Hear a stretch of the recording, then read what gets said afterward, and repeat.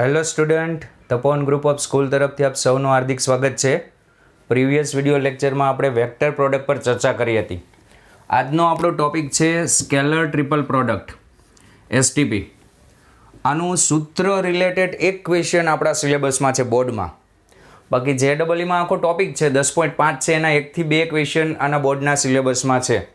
Okay, સૌપ્રથમ આ વ્યાખ્યાયિત કઈ રીતે થશે તેની ચર્ચા કરીએ.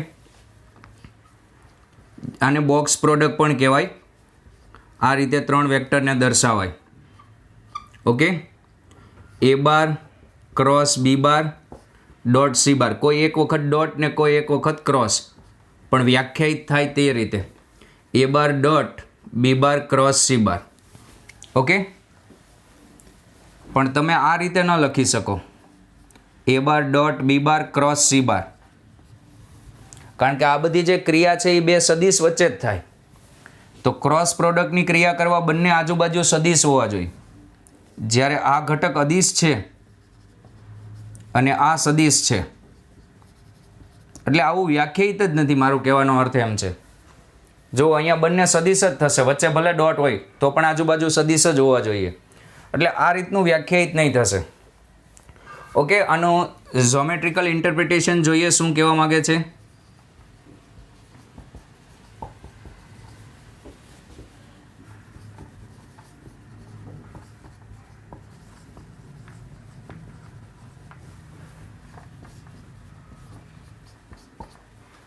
સ્કેલર ટ્રિપલ પ્રોડક્ટનું એના માટે આપણે એક સમચતુષ્ફલક ધ્યાનમાં લઈએ. સમચતુષ્ફલક એટલે શું? જેમ કે ચોરસ અહીંયા છે 2Dમાં તો આને ચોરસ કહેવાય, પણ આ જ વસ્તુ 3Dમાં અહીંયા હોય તો આને સમઘન કહેવાય, ચોરસ આકારની વસ્તુ હોય તો. એવી જ રીતે આ સબાચ અહીંયા છે, જો અહીંયા હોય તો એને સમચતુષ્ફલક કહેવાય 3Dમાં. ઓકે, જેવી રીતે આપણે ચર્ચા કરી હતી જ્યોમેટ્રિકલ ઇન્ટરપ્રિટેશન એટલે ભૌમિતિક નિરૂપણની, કે વેક્ટર પ્રોડક્ટ શું આપતું હતું તો કે સમાંતર બાજુ ચતુષ્કોણનો એરિયા આપતો હતો. એવી રીતે આ શું આપે દર્શાવીએ આપણે. ધારો કે આ સમચતુષ્ફલક છે, હું દર્શાવું છું સમઘન ટાઈપ, પણ આ થોડું આમ ક્રોસમાં હશે. ઓકે, આ જે વસ્તુ હશે તે થોડું ક્રોસમાં હશે, ખાસ ધ્યાન રાખજો. ઓકે, ચલો અહીંથી શરૂઆત કરીએ આપણે. સપોઝ આ બે વેક્ટર છે, આ પોઈન્ટ છે O, આ પોઈન્ટ છે O, આ બિંદુ A, આ બિંદુ B. ઓકે, આ વેક્ટર A બાર, આ વેક્ટર B બાર, અને અહીંયા આ આમ ક્રોસમાં હશે એ પણ ધ્યાનમાં રાખજો, અને આ વેક્ટર C બાર. ઓકે, ચલો હવે આપણે આના ઉપરથી પેટી બોક્સ પ્રોડક્ટ ઉપરથી લખીએ. A bar B bar C bar, A bar cross B bar dot C bar. આનો અર્થ શું થાય? આનો અર્થ બોલો. બેઝ એરિયા આ OAB D, area of OABD, OADB into n cap. ખબર છે તમને સમાંતર બાજુ ચતુષ્કોણનું ક્ષેત્રફળ? સમાંતર બાજુ ચતુષ્કોણનું ક્ષેત્રફળ આ રીતે વ્યાખ્યાયિત હતું: પાસેની બાજુઓનો ક્રોસ પ્રોડક્ટનો માનાંક. પછી આને આપણે આ રીતે લખતા હતા A bar cross B bar. A bar cross B બાર હોય તો આને આ રીતે લખાય માન અને એની દિશાનો એકમ સદિશ. તો અહીંયા માન અને દિશાનો એકમ સદિશ કરી દીધો ડોટ C બાર. ઓકે, કારણ કે આનો અર્થ આ રીતે થશે અને આ ક્ષેત્રફળ દર્શાવતું હતું. તો આ A છે, આ B છે, તો આની દિશાનો એકમ સદિશ એટલે આ બંનેને લંબ હશે. વિચારજો, આ બંનેને લંબ સદિશ આ છે. ઓકે, એ બે વચ્ચેનો ખૂણો હું ફાઈ ધારી લઉં છું. એ બંને વચ્ચેનો ખૂણો હું શું ધારી લઉં છું? ફાઈ. ઓકે, આ બંનેને લંબ સદિશ છે, E અને B બંનેને. આને તમે બેઝ એરિયા પણ કહી શકો. બેઝ એરિયા, આધારનું ક્ષેત્રફળ એમ પણ કહી શકો. અને આ બંનેને સાથે રાખી આપણે જૂથનો નિયમ લગાડીએ. n ડોટ C બાર, n ડોટ C બાર, આ રીતે સાથે રાખીએ. હવે ડોટ પ્રોડક્ટ કઈ રીતે વ્યાખ્યાયિત થતો હતો? A dot B, A bar dot B bar, mod A bar mod B bar, cos theta. Theta એટલે એ અને બી વચ્ચેનો એંગલ. અહીંયા થીટા એટલે કોના વચ્ચેનો એંગલ થશે? એન બાર અને સી વચ્ચેનો. તો આને આ રીતે લખી શકાશે, બેઝ એરિયા, આધારનું ક્ષેત્રફળ, બેઝ એરિયા, મોડ એન બાર, આ તો એકમ સદિશ છે, મોડ સી બાર, અને આ બંને વચ્ચેનો ખૂણો મેં કેટલો રાખ્યો છે? 5, cos 5, cos 5. ખ્યાલ આવ્યો? ચલો આ 1 થઈ જશે. મોડ સી cos 5 એટલે શું થશે? સમજો કે અહીંથી હું આ રીતે આમ લંબ દોરી દઉં અહીંયા, તો ઓસી માપ એટલે મોડ સી થશે. ઓસી માપ મોડ સી થશે. દેખાય છે? અને અહીંયા આ કાટખૂણો થશે, અહીંયા આ કાટખૂણો થશે, કારણ કે આ લંબ એકદમ લંબ છે. આ માપ તો ત્રાસું હશે, જોજો. આ તો દેખાય છે સીધું ઓસી તમને. પેરેલો પાઇપ એટલે આમ થોડું આમ ત્રાસું હશે, એક્ઝેક્ટ આવું નહીં હોય, આ સમઘન દેખાતો હશે. થોડું આમ આમ કરી દેવાનું. ચલો તો અહીંયા તમારે mode C cos 5, mode C cos 5 એટલે આ માપ મોડ સી થશે. તો આ જે માપ છે એ મોડ સી cos 5 થશે. Mode C cos 5. cos 5 નું સૂત્ર લગાડજો. cos 5 નું સૂત્ર એટલે શું થશે? પાસેની બાજુ પહેલી થશે આ x છેદમાં શું થશે? cos 5 બરાબર પાસેની બાજુ છેદમાં કર્ણ એટલે મોડ સી થઈ જશે. અહીંયા કાટખૂણો બનશે, કારણ કે અહીંથી આ માપ ત્રાસું હશે, તમને આ ત્રાસું દેખાય છે, એટલે જરાક ધ્યાન રાખજો. તો આ જે છે આ હાઈટ આવી જશે. આ વસ્તુ દર્શાવે હાઈટ. આ તો 1 થઈ જશે. તો આ થશે base area into height. Base area into height. તો આને કહેવાય વોલ્યુમ ઓફ પેરેલો પાઇપ.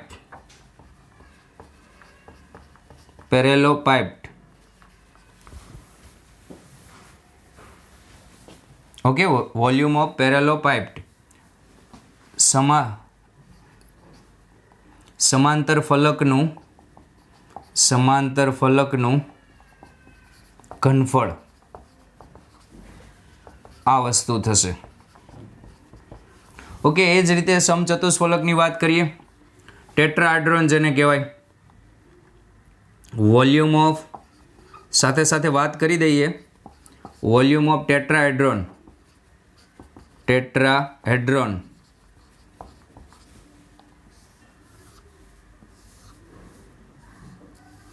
નીચે ત્રિકોણ આકાર હશે. ખ્યાલ આવે? 3D આકૃતિ છે. આ નીચેનો ત્રિકોણ આકાર છે. આ O, આ A, B, C, આ એની ધાર છે. આમ ત્રણેય આ રીતે આમ ધાર હોય, નીચે આમ ત્રિકોણ છે અને આમ ત્રણેય ધાર છે. આનો સ્થાન સદિશ A બાર, આનો B બાર, આનો C બાર.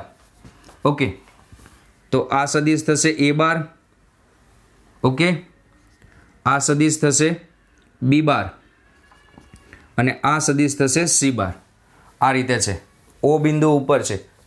તો આનું ઘનફળ થશે, સમચતુષ્ફલક છે આ, લખી રાખજો સમચતુષ્ફલક.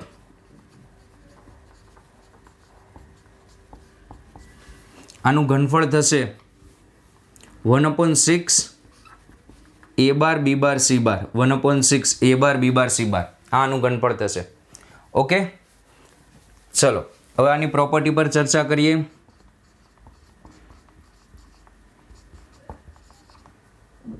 તમારા જે બોર્ડનો ક્વેશ્ચન છે એ આ સૂત્રથી હવે સોલ્વ થશે.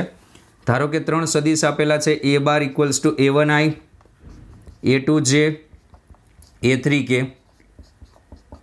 B બાર equals two B1I, B2J, B3K. C bar equals two C1I, C2J, C3K.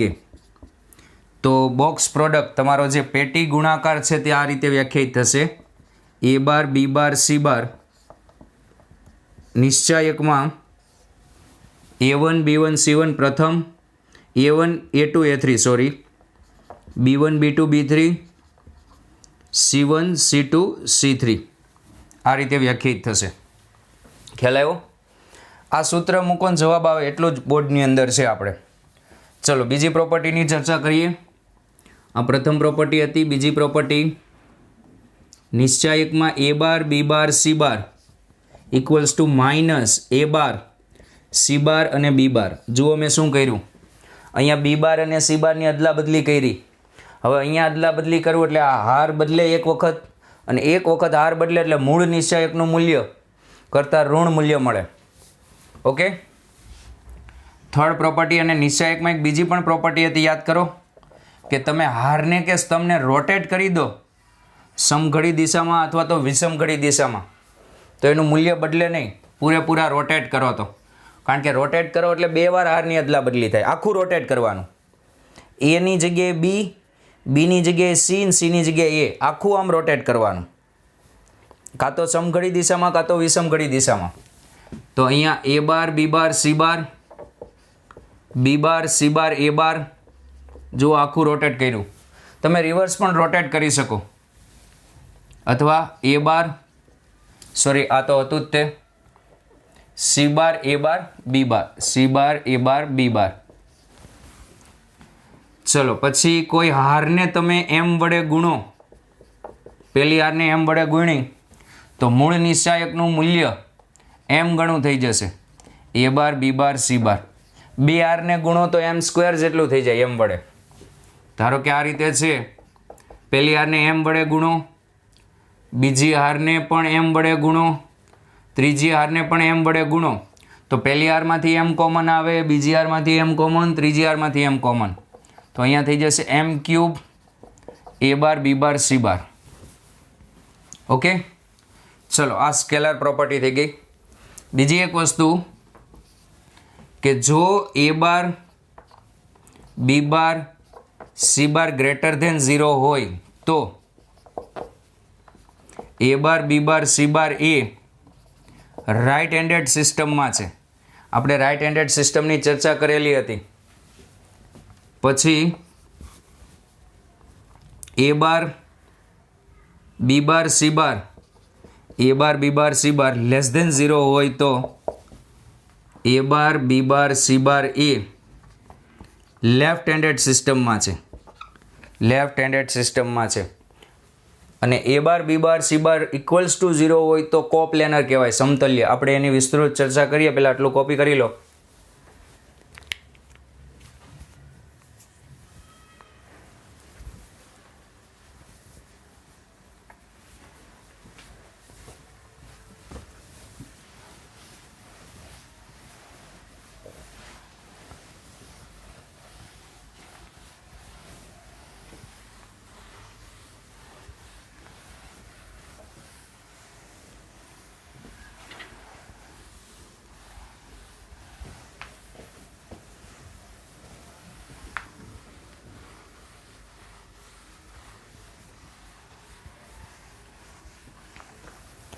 ચલો સમતલ્યની ચર્ચા કરીએ. Coplanar and non coplanar, coplanar and આના પરથી જ પ્રોપર્ટીમાં જ ચાલે છે આ બધું, નોન કોપ્લેનર. સમતલ્ય અને સમતલ્ય ન હોય તેવા સદીશો. ઓકે, કોપ્લેનર એટલે સમતલ્ય. જો a bar b bar c બાર બરાબર 0 હોય તો a bar b bar c bar એ સમતલ્ય સદીશો છે, સમતલ્ય સદીશ છે. અને 3 સદીશ સમતલ્ય હોય તો કોઈ એક સદીશને બાકી બેના લિનિયર સ્વરૂપે લખી શકાય આ રીતે. તો a બાર બરાબર તમે આ રીતે લખી શકો, લેમડા b બાર પ્લસ લેમડા ન્યૂ c બાર, અથવા b બાર બરાબર લખી શકો. b બાર બરાબર શું લખાય? Lambda a bar plus new b બાર. કોઈ પણ એકને બાકીના બેના સુરેખ સ્વરૂપે દર્શાવી શકો, સુરેખ સંયોજન સ્વરૂપે, સુરેખ સંયોજન સ્વરૂપે દર્શાવી શકો. જો બોક્સ પ્રોડક્ટ 0 થાય તો સમતલ્ય થાય. તો આ ત્રણેય એક જ સમતલમાં હોય, અને એક જ સમતલમાં હોય તો એક સદીશને બાકીના બેના સુરેખ સંયોજન સ્વરૂપે દર્શાવી શકાય. બીજી વાત કરીએ, આ જ ટોપિકને રિલેટેડ છે. linearly dependent and linearly independent. સુરેખ રીતે આધાર રાખતા હોય અને સુરેખ રીતે આધાર ન રાખતા હોય. સમજો કે પહેલી વસ્તુ આપેલી છે, આ તમને એક આ રીતનું સમીકરણ આપી દીધું છે કે x1 a1 bar, x2 a2 bar, x3 a3 bar up to xn an બાર. આ સુરેખ સંયોજન કર્યું કહેવાય. કેટલા સદીશોનું સુરેખ સંયોજન કર્યું જુઓ તો. કેટલા સદીશોનું સુરેખ સંયોજન કર્યું? n સદીશો. ક્યાં છે n સદીશો? a1 બાર, a2 બાર, a3 બાર અને an બાર. આ n સદીશો છે. દેખાય છે? n સદીશોનું સુરેખ સંયોજન કર્યું છે અને એનો જવાબ 0 બાર આવે છે. તો જો પહેલી વસ્તુ x1 x2 x3 equals to xn, આ બધા 0 થાય, બધા 0 આને 0 થવા કમ્પલસરી બધાને 0 થવું પડે, તો a1 બાર, a2 બાર, a3 બાર લિનિયરલી ઇન્ડિપેન્ડન્ટ છે. લિનિયરલી ઇન્ડિપેન્ડન્ટ એટલે એકબીજા પર આધાર રાખતા નથી. ખ્યાલ આવે? અને બીજી વસ્તુ કે x1 x2 up to xn પૈકી કોઈ એક, ઓછામાં ઓછો, મિનિમમ કોઈ એક નોન ઝીરો હોય એટલે કે અશૂન્ય હોય તો કેવા થશે? Linearly dependent. બધા 0 ન થવા જોઈએ, કોઈ એક અશૂન્ય થવો જોઈએ. આના ઉપર થોડાક પોઈન્ટ લખી લઈએ. પહેલી વસ્તુ, બે સદીશની વાત આવે, જો બે સદીશ સમરેખ હોય તો એને લિનિયરલી ડિપેન્ડન્ટ કહેવાય. બીજું, બે સદીશ અસમરેખ હોય તો એને લિનિયરલી ઇન્ડિપેન્ડન્ટ કહેવાય. ત્રીજી વસ્તુ, ત્રણ સદીશ સમતલ્ય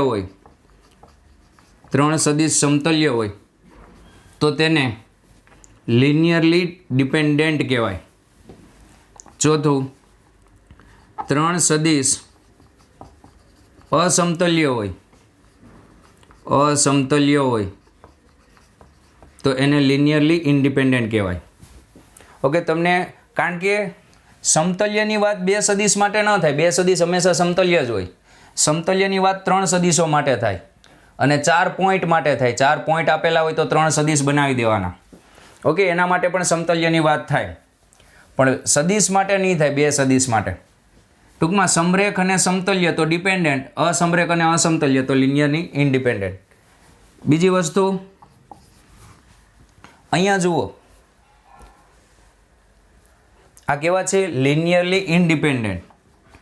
લિનિયરલી ઇન્ડિપેન્ડન્ટ સદીશોનો ઉપગણ પણ લિનિયરલી ઇન્ડિપેન્ડન્ટ જ થાય. કારણ સમજો, આનો ઉપગણ a1 a2 a3 up to an, આમાંથી તમે ઉપગણમાં 3 ઘટકો લીધા તો એ લિનિયરલી ઇન્ડિપેન્ડન્ટ જ થવાના છે. સર કેમ? કારણ કે જો બધા 0 છે તો આ 3 તો 0 જ થવાના. એટલે આના ઉપગણ ગમે એટલા બનાવીને તમે મિક્સ કરો ને, આમ સુરેખ સંયોજન કરો ને, તો એ લિનિયરલી ઇન્ડિપેન્ડન્ટ જ થાય, કારણ કે બધા સહગુણકો 0 છે. એવી જ રીતે લિનિયરલી ડિપેન્ડન્ટ સદીશોનો અધિગણ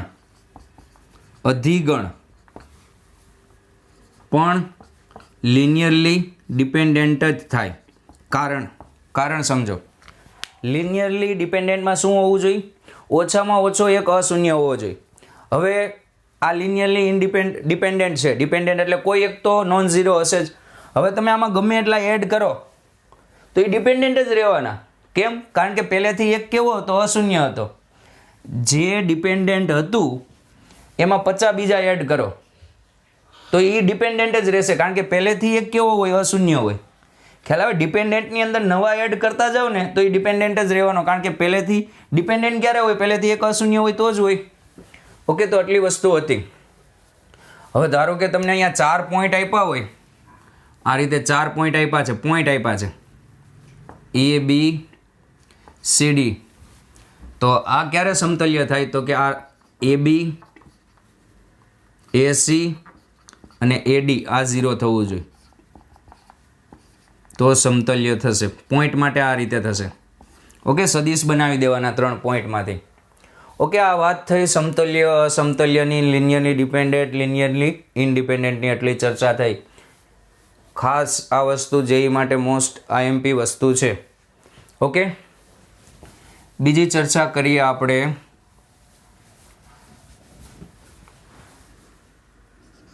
અમુક પરિણામ સાબિત કરીએ આપણે. ઓકે, પરિણામ સાબિત કરવા માટે પહેલું પરિણામ લઈએ. A bar plus B bar, B bar plus C bar, C bar plus A bar equals two 2 times A bar B bar C બાર. આ સાબિત કરવાનું છે. તો LHS મૂકો તો A bar plus B bar, B bar plus C bar, C bar plus A બાર. પેટી એટલે શું? કે કોઈ એક ડોટ મૂકવાનું, અહીંયા ડોટ મૂકો અને આ બંને વચ્ચે શું કરવાનું? ક્રોસ. તો B bar plus C bar cross C bar plus A બાર. પેટીનો અર્થ જ આવો થાય ને, અહીંયા ડોટ તો આ બંનેનો ક્રોસ અને અહીંયા ડોટ તો આ બંનેનો ક્રોસ. ક્રોસવાળા કાઉન્સમાં રાખવાના. ઓકે, ચલો. અને બીજી એક વસ્તુ, પેટીનો એક નિયમ કહેતા ભૂલી ગયો. A બાર B બાર આ 0 થઈ જાય, કારણ કે નિશ્ચાયકની 2 હાર સમાન થઈ જાય. જુઓ, આ ધ્યાન રાખજો, અહીંયા ઉપયોગમાં આવશે. A bar plus B bar dot, અહીંયા થઈ જશે B bar cross C bar, B bar cross C bar plus B bar cross A bar plus C bar cross C bar plus C bar cross A bar. Okay, આ 0 બાર થઈ જશે. તો અહીંયા થશે A bar plus B bar dot B bar cross C bar plus B bar cross A bar plus C bar cross A બાર. આ રીતે. હવે dot પર વિભાજન કરો. એનું પહેલાં એનું કરજો, પછી બીનું. તો A dot B cross C, B bar cross C bar plus A dot B cross A plus A dot C cross A, C bar cross A bar. Okay, હવે B પર કરો. B dot B cross C plus B dot B cross A plus B dot C bar cross A બાર. હવે જુઓ, અહીંયા dot ને અહીંયા cross એટલે આ 6 પેટીઓ થઈ જશે. પહેલી પેટી આ રીતે થશે. જુઓ, A bar B bar C બાર. બીજી આ રીતે થશે, A bar B bar A bar plus ત્રીજી પેટી આ રીતે થશે, A bar C bar A બાર. પછી આ રીતે થશે B bar C bar plus B bar A bar plus B bar C bar A bar. Continue લખી નાખવાનું. આ પેટી 0, આ પેટી 0, આ પેટીનું મૂલ્ય 0, આ પેટીનું મૂલ્ય 0, કારણ કે બબે સરખા સદિશો છે. તો અહીંયા આવશે A બાર B બાર અને C bar plus B bar C bar A bar. Okay, હવે આને રોટેટ કરો તો મૂલ્ય ન બદલાય. રોટેટ કરી દો તો A bar B bar C bar plus A bar B bar C bar. Okay, તો આ થઈ જશે 2 times A bar B bar C બાર. આના ઉપરથી હું તમને એક શોર્ટકટ કહું કે તમારે શું કરવાનું, એ બાર પ્લસ બી બાર આવું લખ્યું છે ને, એ બાર પ્લસ બી બાર પ્લસ સી બાર પ્લસ એ બાર. તો પહેલી પેટીમાં પહેલો સદિશ વત્તા બીજી પેટીમાં બીજો સદિશ. આ પહેલી પેટીમાં એ બાર બી બાર સી બાર, બીજો બીજી પેટીમાં બી બાર સી બાર એ બાર. આવી ગયો આન્સર ડાયરેક્ટ અહીંયા. ખ્યાલ આવ્યો? ધારો કે આ રીતે આપ્યું છે,